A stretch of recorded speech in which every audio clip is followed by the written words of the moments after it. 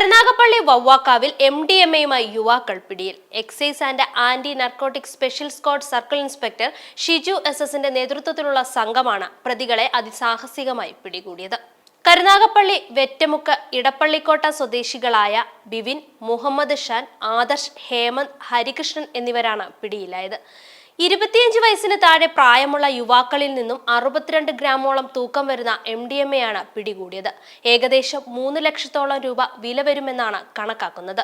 ഇന്നലെ ബംഗളൂരുവിൽ നിന്നും കടത്തിയ ലഹരി വസ്തു രാവിലെ കായംകുളം റെയിൽവേ സ്റ്റേഷനിൽ എത്തിക്കുകയും അവിടെ നിന്നും ഓൾട്ടോ കാറിൽ വവ്വാക്കാവിലെത്തിച്ച് വിൽപ്പന നടത്താൻ ശ്രമിക്കുന്നതിനിടെയാണ് എക്സൈസ് സംഘം ഇവരെ പിടികൂടിയത്. ആഴ്ചകളായി ഇവർ എക്സൈസ് സംഘത്തിന്റെ നിരീക്ഷണത്തിലായിരുന്നു. പെരുന്നാൾ പ്രമാണിച്ച് വിറ്റഴിക്കാനാണ് ലഹരി ഉൽപ്പന്നം നാട്ടിലെത്തിച്ചതെന്ന് പ്രതികൾ സമ്മതിച്ചു.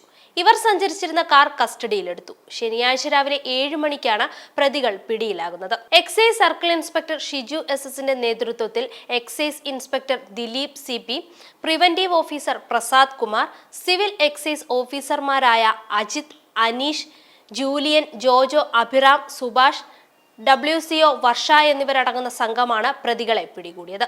MDMA ആയിട്ട് കരുനാഗപ്പള്ളി ഭാഗത്തേക്ക് 5 പേർ ബാംഗ്ലൂരിൽ നിന്നും കടത്തിക്കൊണ്ട് വരുന്നതായി രഹസ്യവിവരം ലഭിച്ചു. അതിന്റെ അടിസ്ഥാനത്തിൽ വവ്വാക്കാവിൽ വെച്ച് നടത്തിയ വാഹന പരിശോധനയിൽ ആൾട്ടോ കാറും 5 പേരെയും പിടികൂടി. ഇവരിൽ നിന്ന് 62 ഗ്രാം MDMA-യും പിടികൂടിയിട്ടുണ്ട്. ഇത് കൊമേഴ്സ്യൽ ക്വാണ്ടിറ്റി വരുന്നുണ്ട്. വലിയ അളവിലുള്ള MDMA-യാണ്. ഈ 5 പ്രതികളുണ്ട്. 5 പ്രതികളെ ഇന്ന് കരുനാഗപ്പള്ളി കോടതിയിൽ ഹാജരാക്കും.